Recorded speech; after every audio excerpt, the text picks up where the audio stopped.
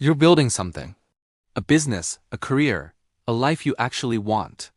And you look around for support, family, friends, mentors, and there's nothing. Silence, doubt, sometimes active sabotage. They tell you it's unrealistic. They say you're being selfish. They don't show up when you need them. And here's what happens next. You have two choices. You can give up, let the bitterness win, and become one of those people who blames the world for their failures. Or you keep going, but you carry this weight. This resentment, this quiet rage that poisons everything you build. Most people think those are the only options. Succeed and become bitter. Or quit, but Ayn Rand would tell you there's a third path. And it's not about being strong or toughing it out. It's about understanding something fundamental that changes the entire game. In the next 25 minutes, I'm going to show you exactly how to succeed with zero support, and not just survive it, but become more powerful because of it. Not through bitterness, through clarity. Let's start with why this is so hard in the first place. Here's why succeeding without support destroys most people. They're operating on a fundamental lie they've been taught since childhood. The lie is this: that you need permission to succeed. That you need validation. That your effort only counts if someone else witnesses it, approves it, celebrates it. Think about how you were raised. Every achievement was tied to someone else's reaction. You got good grades, your parents were proud. You won the game, your coach noticed. You worked hard, someone patted you on the back. The message was clear. Your worth is determined by other people's recognition. So when you decide to build something real, something big, and no one supports you, it feels like you're doing something wrong. Like maybe you shouldn't be doing this at all. Because if it was right, wouldn't people be cheering you on? And here's where the bitterness starts. You keep going, but every step forward is contaminated with this question: why won't they see what I'm doing? Why won't they help? You start measuring your progress not by your actual results, but by how much recognition you're not getting. You're working hard, but half your energy is spent being angry that no one cares. You watch other people with less talent, less drive get support. Their families invest in them, their friends show up, doors open, and you? You're clawing your way forward alone. It feels unfair, because it is unfair. But here's what Ayn Rand understood that most people never figure out. Fairness is a trap. Waiting for support is a trap. Needing validation is a trap. Because all of it is based on the idea that your success depends on someone else's permission. And as long as you believe that, you'll never be free. You'll succeed, maybe, but you'll be bitter. Because you'll always be waiting for the applause that never comes. The question isn't how to get support. The question is, why do you think you need it? Here's what Ayn Rand would tell you. The need for support is not a virtue. It's a dependency. And dependency on approval, on validation, on someone else saying, yes, you're allowed to do this, is the opposite of strength. It's slavery. In The Fountainhead, Howard Rourke builds buildings no one wants. His designs are rejected. His peers mock him. His own mentor tells him he's wrong. But Rourke doesn't become bitter. Why? Because his standard of success isn't other people's approval. His standard is reality. Does the building stand? Does it work? Does it express what he intended? If yes, then he succeeded. Everyone else's opinion is irrelevant. This is the reframe. Your success is not measured by who shows up. It's measured by what you produce. Did you build the thing? Did you solve the problem? Did you create value? That's the only question that matters. Everything else is noise. Now, most people hear this and think it means be a hermit or reject all human connection. That's not what Rand is saying. She's not anti-relationship. She's anti-dependency. There's a massive difference. A healthy relationship is two independent people who choose to share their lives because they admire each other. A dependency is when you need someone else to feel whole. When you need their approval to feel valid. When you operate from dependency, every relationship becomes transactional. You're constantly measuring. Are they supporting me enough? Are they validating me enough?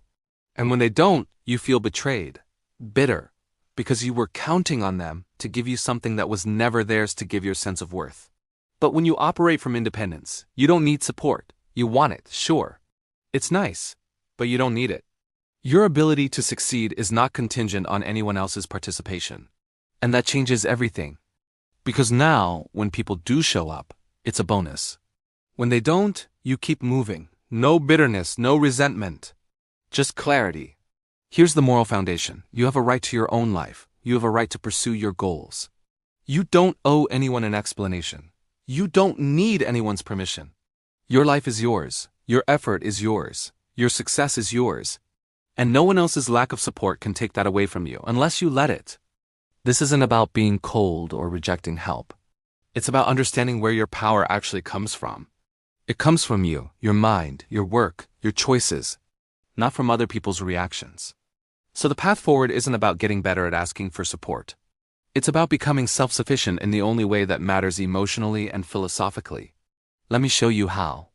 The first step is simple but brutal. You have to redefine what success means. Right now, if you're bitter, it's because you're using the wrong metric. You're measuring success by who notices, who helps, who celebrates. That's a losing game. Because you've handed control of your success to other people. Here's the new definition. Success is production. Did you build the thing? Did you finish the project? Did you take the action you said you would take? If yes, you succeeded. Period. No one else's participation required. This sounds obvious, but watch how you actually operate. You finish a big project. Do you feel successful immediately? Or do you wait to see if anyone notices? You make progress on your business. Do you celebrate the milestone?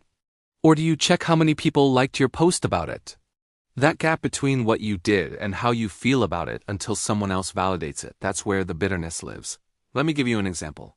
Sarah starts a business. She works 80-hour weeks. Her family thinks it's a waste of time. Her friends stop inviting her out because she's always working. She launches her first product, crickets. No one shares it. No one congratulates her, and she feels like she failed. But here's the reality. She built something from nothing. She learned 10 new skills. She created value. By any objective measure, she succeeded. But because no one clapped, she feels like she didn't. Now imagine Sarah operates differently. She defines success as, did I build the product I envisioned? Did I launch it? Did I learn what I needed to learn? Yes to all three. Success. She doesn't wait for anyone to tell her that. She knows it.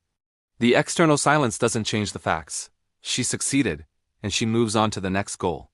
No bitterness. Because her measure of success was never tied to other people's reactions. Common mistake. People think this means don't care about results or lower your standards.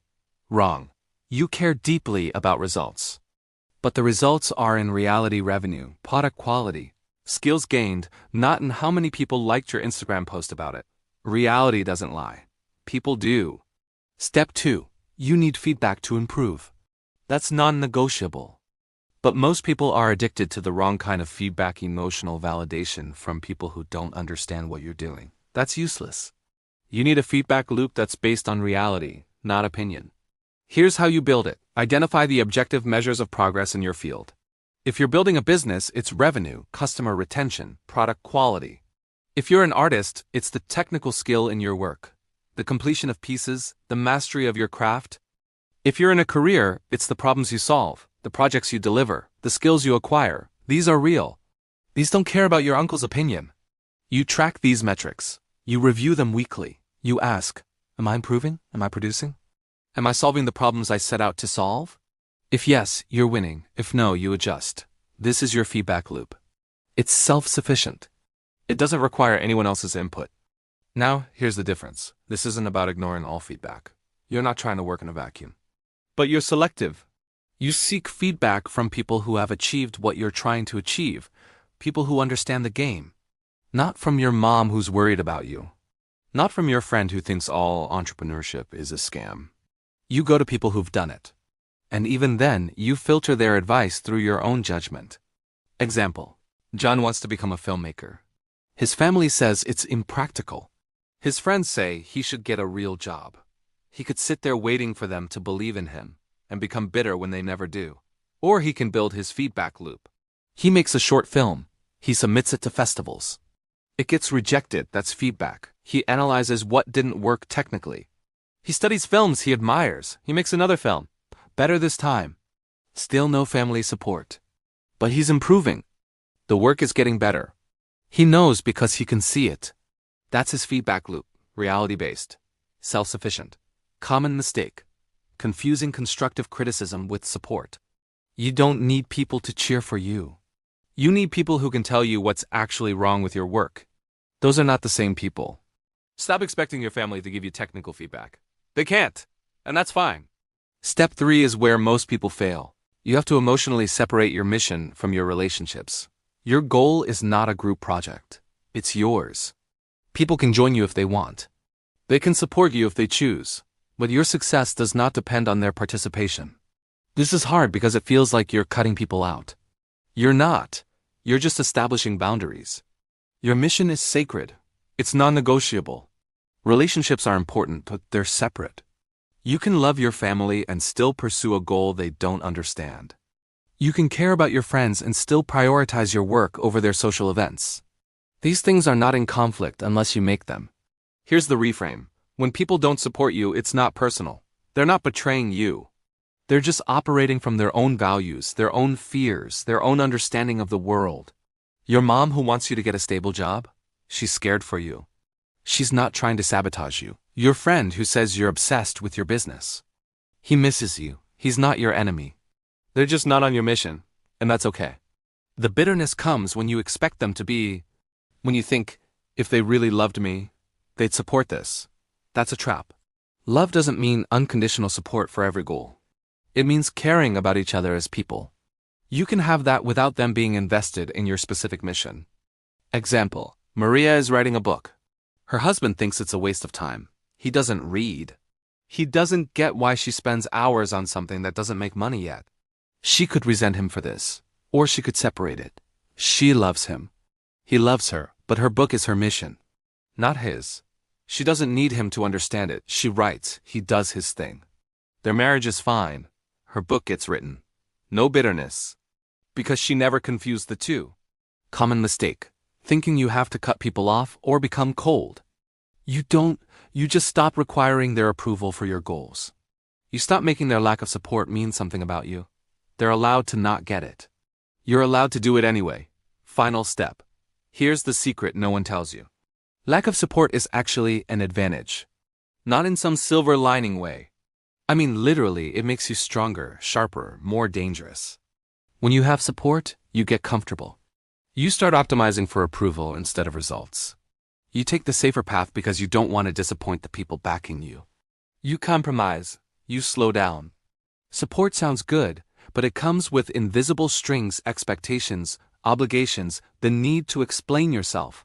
When you have no support, you're free. No one's watching, no one cares, so you can take risks. You can fail in private. You can pivot without explaining yourself. You can move fast. You can be ruthless with your own standards because you're not managing anyone else's feelings about your choices. Ayn Rand knew this. Howard Rourke's isolation wasn't a weakness. It was his power. While other architects were designing buildings to please committees, Rourke was designing buildings to stand. No compromise, no dilution, pure vision. That only works when you're not trying to make everyone happy. Here's how you use it. Every time you feel the sting of being alone in this, you remind yourself, this is why I'll win. The people with support are soft. They're negotiating. They're compromising. I'm not. I'm building exactly what needs to be built. I'm not distracted by managing other people's opinions. I'm not slowed down by committee decisions. I'm not weakened by trying to please everyone. I'm alone. And that makes me faster, clearer, stronger. Example, David launches a startup. No investors. No co-founders. No one believes in it. He could see this as a disadvantage. Or he could see the truth. He owns 100% of it. He makes every decision instantly. He pivots when he needs to. He doesn't answer to anyone. 2 years later, he's profitable. His friends with supportive investors? Still stuck in meetings, still trying to please boards, still compromising their vision. David won because he was alone. This is the mindset shift. Stop seeing isolation as something to overcome. See it as your competitive advantage. Everyone else is bogged down by other people's opinions. You're not. That's power, common mistake, romanticizing the struggle. This isn't about being a martyr. You're not suffering nobly, you're just working. The lack of support isn't special, it's just reality. Don't make it your identity. Use it as fuel, then move on. Now let's talk about what happens when you actually do this. Because people will resist. And you will resist. Let me prepare you for both. Internal resistance number 1.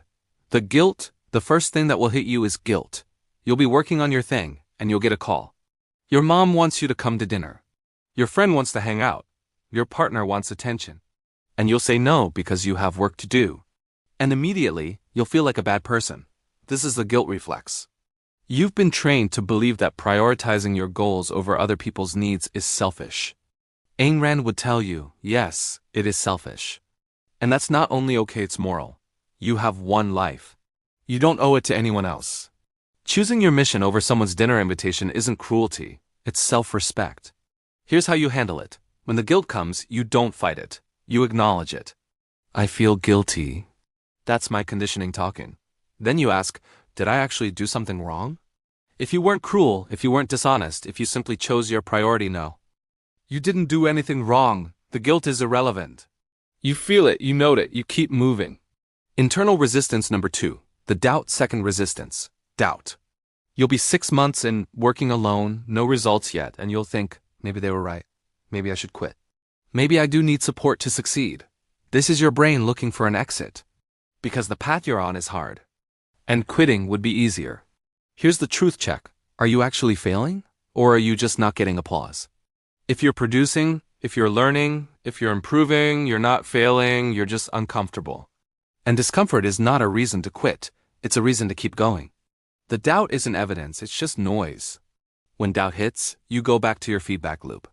You look at the objective measures, revenue, skills, output, progress. If those are moving forward, the doubt is lying to you. Ignore it. External resistance number 1. The concern trolls now the external stuff. First, the people who care about you. They'll say things like, I'm just worried you're isolating yourself. Don't you think you're being too extreme? You're going to burn out. What if this doesn't work? These people aren't trying to help you. They're trying to manage their own discomfort. Your independence makes them uncomfortable. Your willingness to go alone threatens their worldview. Because if you can succeed without support, what does that say about them? They need support, so they try to pull you back down. How you respond? You don't argue, you don't explain. You say, I appreciate your concern, I'm fine, and you change the subject. You don't owe them a defense of your choices. They're not entitled to understand you. Keep your mission private. Share results, not process. External resistance number 2. The saboteur's second type. The saboteurs. These are the people who actively try to stop you. They mock your goals. They undermine your confidence. They create drama to distract you. They tell you you're selfish, arrogant, delusional. This is different from concern. This is hostility. Ayn Rand would call these people second-handers. They don't have their own goals, so they feed off yours. Your ambition reminds them of their own mediocrity. So they try to destroy it, not because they hate you. Because they hate themselves. How you respond? Distance. You don't fight them. You don't try to win them over. You just remove them from your life as much as possible. If they're family, you minimize contact. If they're friends, you let the friendship fade. You don't make it dramatic. You just prioritize people who either support you or leave you alone. Everyone else is a liability. External resistance number 3. The people you'll lose final reality. Some people won't make it with you. Friends who can't handle your new priorities. Partners who need you to be smaller than you are. Family members who want you to stay in the role they're comfortable with. And you'll have to choose, them or your mission. This is the hardest one. Because you love these people. But here's what Rand understood. If someone asks you to choose between your life and their comfort, they're not asking out of love. They're asking out of fear. And you cannot sacrifice your purpose to someone else's fear. You just can't. Because if you do, you'll resent them forever. And that resentment will poison everything. Some relationships will survive this. The strong ones. The ones based on mutual respect, not dependency. Those people will adapt. They'll learn to support you in new ways, or at least respect your path. But some won't, and that's the price. You pay it. Because the alternative, giving up your mission to keep people comfortable, is worse. That's the path to bitterness. You'd rather lose the people than lose yourself. Alright, here's your practice. This is how you start building this muscle right now. The exercise. For the next 7 days, I want you to do this.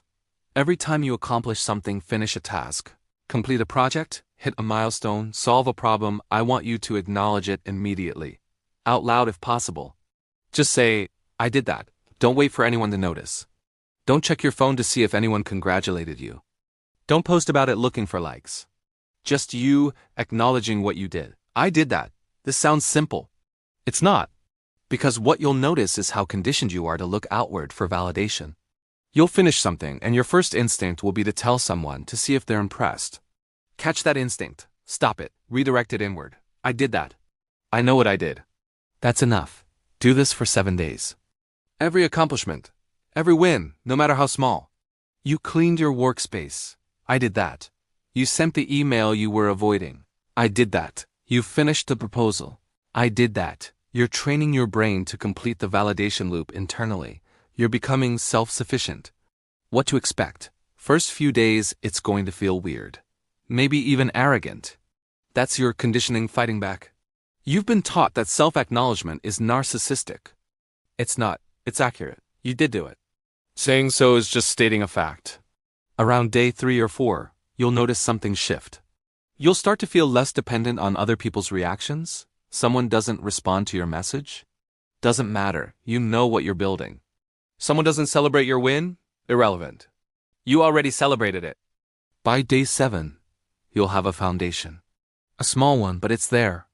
You'll have proven to yourself that you can succeed, define success, acknowledge success, feel successful without anyone else's participation.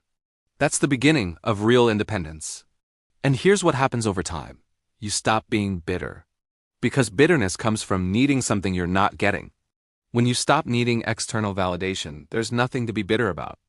People show up? Great. They don't? Fine. Either way, you're building. Either way, you're succeeding.